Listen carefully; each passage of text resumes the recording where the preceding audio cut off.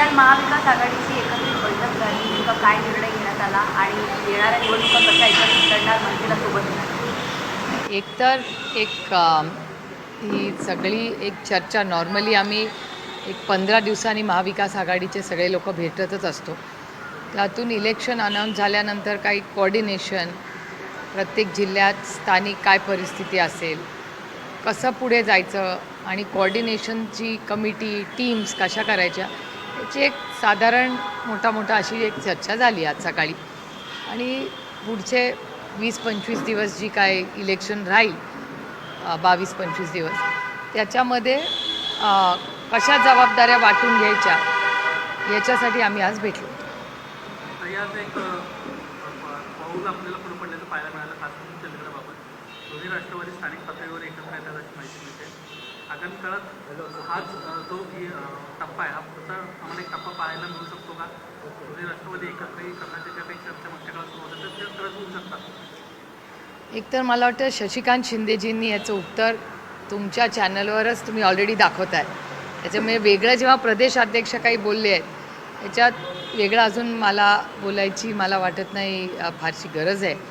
पण अर्थातच स्थानिक पातळीवर आज सकाळीच चर्चा झाली की अनेक ठिकाणी अनेक पक्ष, स्थानिक मुद्दे, स्थानिक प्रश्न याच्यावर बरेच परम्युटेशन, कॉम्बिनेशन्स पुढच्या काही दिवसात तुम्हाला सगळ्यांनाच दिसतील. त्याच्यामुळे मला असं वाटतं की एक पुढच्या 2-4 दिवसात पूर्ण स्पष्ट चित्र राज्याचं सगळ्याच पक्षांचं तुम्हाला दिसेल. पण असं काही योगायोग आहे का की पुढच्या काही दिवसामध्ये? मी खरं तर माहिती नाही घेतलेली. मी तुमच्या चॅनलवरच शिंदे साहेबांचं स्टेटमेंट पाहिलं आहे. त्याच्यामुळे मी तुम्हाला मगाशी म्हणले तसंच की प्रत्येक भागामध्ये सगळ्यांनीच मिळून आज प्रत्येक पक्षांनी आणि आमच्या आघाडीने निर्णय घेतला आहे की हा स्थानिक इलेक्शन आहे, कार्यकर्त्यांचं इलेक्शन. कार्यकर्त्यांना ताकद देण्यासाठी स्थानिक मुद्द्यांवर अनेक वेळा हे विषय येत राहतात. काही वेगळी समीकरणं तेवढ्यापुरती, म्हणजे जेव्हा राष्ट्रवादी काँग्रेस आणि काँग्रेस एकत्र होती त्यावेळीच ही अनेक वेळा अशी परिस्थिती झालेली, सगळा पक्ष एक होता, तेव्हा तुम्ही सगळ्यांनी आणि उभ्या महाराष्ट्राने ती पाहिलेली. दिल्लीत काल जो स्फोट झाला,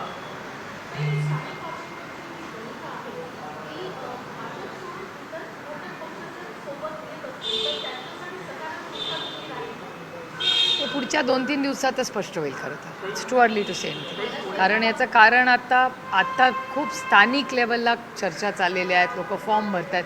त्यामुळे 2-4 दिवसात जास्त संयुक्तिक होईल मी बोलणं, कारण का अजून राज्याचा सगळा डेटा आलेला नाही. आत्ताच तर फॉर्म भरायला सुरुवात झाली.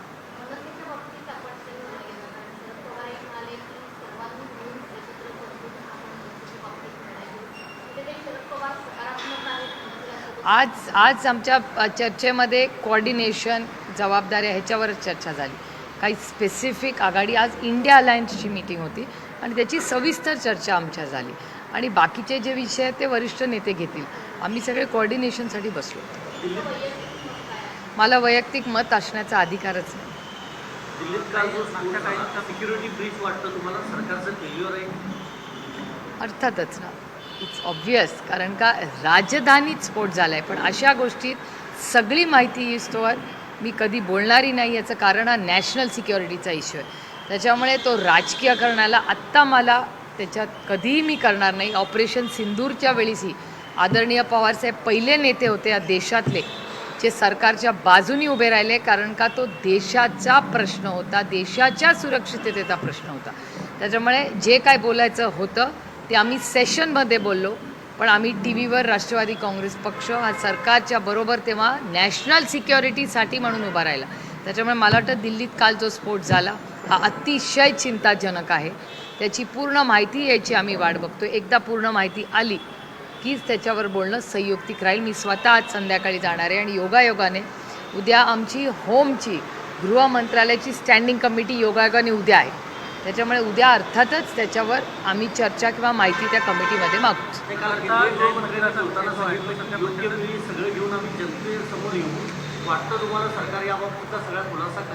नाही, सरकारला करायलाच लागेल ना. एक तर नाही केला तर 1 तारखेला सेशन सुरू आहे.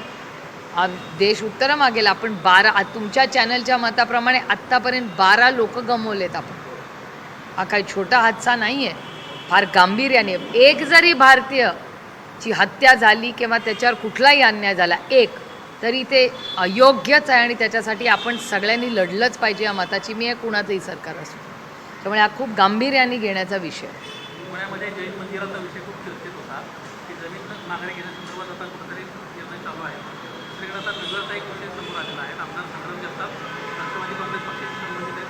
आपले सोबत देखील आपण साथ केले त्यांना एका जैन मंदिराची जमीन कब्जा केलेली आहे आणि त्या ठिकाणी राष्ट्रवादी काँग्रेस पक्षाचं कार्यालय देखील बांधलं आहे असा आरोप ठाकरेंच्या पदाधिकाऱ्यांनी त्यांना केलेला आहे. आपल्याकडे देखील ते भेटायला आले होते. काय नेमकं याच्यामध्ये तसं एक तर 10-15 दिवसापूर्वी तुमच्या सगळ्या चॅनलनी किरण जे अहिल्यानगरचे आहेत त्यांची स्टोरी मी पहिल्यांदा पाहिली, त्याच्यानंतर वर्तमानपत्रात वाचली आणि त्याच्यानंतर पुण्याच्या चॅरिटी कमिशनरकडे किरण भाऊ आणि दंगेकरजी हे दोघं गेलेले मी तुमच्या सगळ्यांच्या चॅनल आणि वर्तमानपत्रात पाहिले. योगायोगाने ते आज मुंबईत होते. माझे आणि त्यांचे कौटुंबिक संबंध अनेक वर्षांचे आम्ही एकत्र कामही केलेलं आहे किरणनी आणि मी, त्यामुळे ते सगळे कागदपत्र घेऊन ते आज आले होते. विषय अतिशय गंभीर आहे. कुठलाही राजकीय पक्ष असू दे, भले तो आमचाही असू दे, पण कुणाचीही जमीन हडप करून त्याच्यावर पक्षाचं ऑफिस बांधणं हे अयोग्य आहे, हे चुकीचं आहे. त्यातून ती जैन समाजाने चांगल्या कामासाठी, शिक्षण असेल, आरोग्य असेल, अशा कामासाठी दिलेली जमीन त्याच्यावर काहीतरी कागदपत्रांचं चुकीचं करून जर कोणी त्यांच्या राजकीय पक्षाचं ऑफिस तिथे बांधत असेल तर त्याचा मी जाहीर निषेध करते.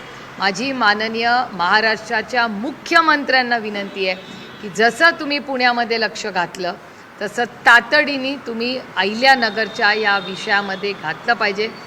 सातत्याने ही व्यक्ती संपूर्ण राज्यामध्ये उलटसुलट बोलून जातीयांमध्ये जिथे प्रेम आहे तिथे तेढ निर्माण करायचं पाप सातत्याने करतात. माझ्याही लोकसभा मतदारसंघात ते येऊन गेलेले होते. त्या काळामध्ये राहुल कुल स्थानिक आमदार आणि मी जरी आम्ही वेगळ्या विचारधारेत काम करत असलो तरी आमच्या दोघांचाही लोकप्रतिनिधी म्हणून नैतिक जबाबदारी होती आणि मी राहुल कुलांचे पहिल्यांदा नाही तिसऱ्यांदा किंवा चौथ्यांदा जाहीर आभार मानते की जेव्हा ही घटना झाली दौंड तालुक्यामध्ये तेव्हा मी जेव्हा राहुल कुलांना फोन केला त्यांनी सहकार्याचीच भूमिका दाखवली आणि आम्ही दोघांनी कुठलाही राजकीय स्टँड नव्हता. दौंड तालुक्यात आम्ही कुठलीही गडबड किंवा ह्यांच्या भडक भाषणांमुळे आम्ही एकही चुकीची गोष्ट होऊ देणार नाही. आणि त्याच्यामुळे मग दिवाळीनंतरचं स्टेटमेंट उलटसुलट स्टेटमेंट मग मी तुमच्याच चॅनलवर वाचलं की त्यांच्याच पक्षांनी त्यांना नोटीस पाठवली. त्याचा पुढे काय झालं पक्षाला पण माहिती आहे का नाही देवालाच ठाऊक. पण ती परिस्थिती असताना आता हे जैन समाजाची जर ही जमीन चुकीच्या पद्धतीने यांनी घेतली असेल आणि त्याच्यावर राजकीय पक्षाचं ऑफिस जर काढलं असेल ते चुकीचं आहे. त्याच्यावर ॲक्शन माननीय मुख्यमंत्र्यांनी घेतलीच पाहिजे एवढी आमची अपेक्षा आहे. याची इन्क्वायरी झाली पाहिजे पहिलं मुख्यमंत्र्यांनी. आणि माझी हात जोडून माननीय मुख्यमंत्र्यांना विनंती आहे माहिती काढा, त्याच्या आधी कृपा करून क्लीन शीट देऊ नका. काही अजित पवारांचा राष्ट्रवादी काँग्रेस पक्ष हा आता सुनील तटकरेंच्या संपूर्ण हातात जातो का अशा पद्धतीने प्रश्नचिन्ह उपस्थित होताना पाहायला मिळतं. काल त्यांच्या पक्षाच्या प्रवक्त्यांची यादी आली. त्या यादीतून रुपाली डोंगरे पाटील असतील, वैशाली नागवडे असतील, अमोल मिटकरी असतील, या तिघांनाही वगळण्यात आलेलं आहे आणि त्यांच्या जागी इतरांना संधी दिली आहे. हे सातत्यानं तिन्ही प्रवक्ते जे होते ते अजित पवारांची बाजू धरणारे होते. कुठेतरी अजित पवार आणि सुनील तटकरे यांचं शीतयुद्ध काय त्यांच्याच पक्षात सुरू आहे का? हा त्यांच्या पक्षाचा अंतर्गत प्रश्न आहे. आता पक्ष कसा चालवायचा वगैरे तो त्यांचा अंतर्गत प्रश्न आहे. मी कसा त्याच्यावर बोलणार. एक वन ॲट अ टाईम.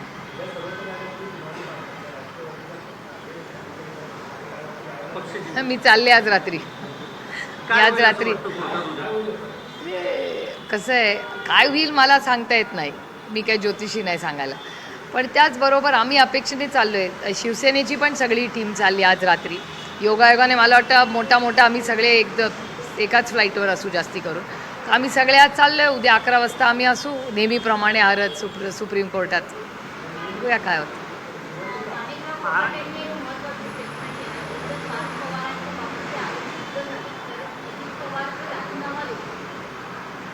असं त्यांच्याच पक्षाचे नेते म्हणतात. माणिकराव मंत्री.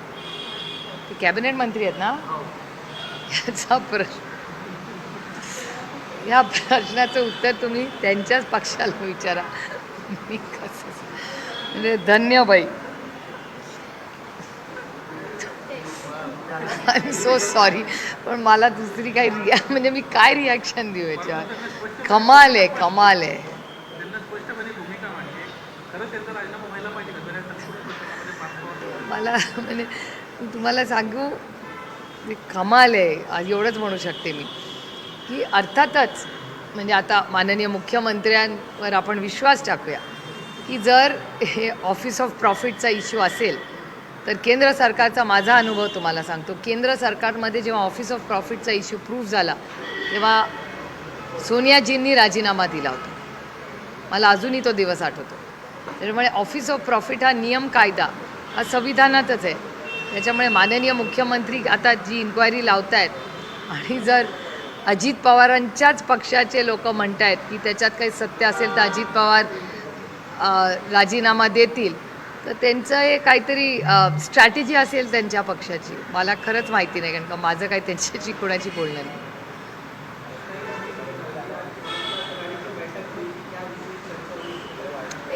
देखिए हर 15 दिन में हम मिलते हैं. महाविकास आघाड़ी या इंडिया अलायंस की मीटिंगें होती हैं. अभी इलेक्शन लगे तो थोड़ा कोऑर्डिनेशन के लिए बातचीत के लिए हम लोग बैठे थे. नहीं, अभी वो इशू ही नहीं रेज हुआ है, क्योंकि अभी ये इलेक्शंस कार्यकर्ताओं का इलेक्शन है. तो हर जगह में हर कार्यकर्ता की अलग इच्छा होती है, वहाँ का जो सिचुएशन होती है वो अलग होती है कहीं से. तो अगले 2-4 दिन में पता चलेगा एग्जैक्टली, लेकिन विस्तार से एक स्पेसिफिक पार्टी के बारे में ऐसी कोई चर्चा नहीं हुई आज. दिल्ली में बड़ी घटना हुई है, 9 लोगों की जान गई है, 12 लोगों की. कितना बड़ा अगर आप पार्टी में काम नहीं, देखिए ये विषय बहुत गंभीर है. आपको याद होगा जब ऑपरेशन सिंदूर के पहले जब पहलगाम में हल्ला हुआ था तो राष्ट्रवादी कांग्रेस के हमसे सबसे वरिष्ठ नेता आदरणीय पवार साहब ने पहला स्टेटमेंट दिया था कि हम सरकार के साथ खड़े, क्योंकि वो नेशनल सिक्योरिटी का इशू था. जब नेशनल सिक्योरिटी का इशू होता है तो हम कभी भी सरकार के खिलाफ नहीं बोलते. जब चर्चा हुई ऑपरेशन सिंदूर के बारे में हाउस में, तब विस्तार से हम सब बोले. लेकिन जब देश के सुरक्षितता का इशू होता है तब कोई भी सरकार हो, हम सरकार के साथ खड़े रहते हैं. और हमारी अपेक्षा है कि इस देश के गृह मंत्री बताए इस देश को कि क्या हुआ है. और 1 तारीख को तो सेशन ही शुरू होगा, तो उस पर हम तो विस्तार से चर्चा मांगेंगे. तो एग्जैक्टली क्या हुआ है, ये नेशनल सिक्योरिटी इंटेलिजेंस फेलियर है या नहीं, इस पर विस्तार से जब तक होम मिनिस्ट्री गृह मंत्रालय से पूरा जवाब नहीं आता तो मेरे ख्याल से हम सब ने रोकना चाहिए कि क्या रिप्लाई सरकार से आता है. इसके लिए हम रुके हुए हैं.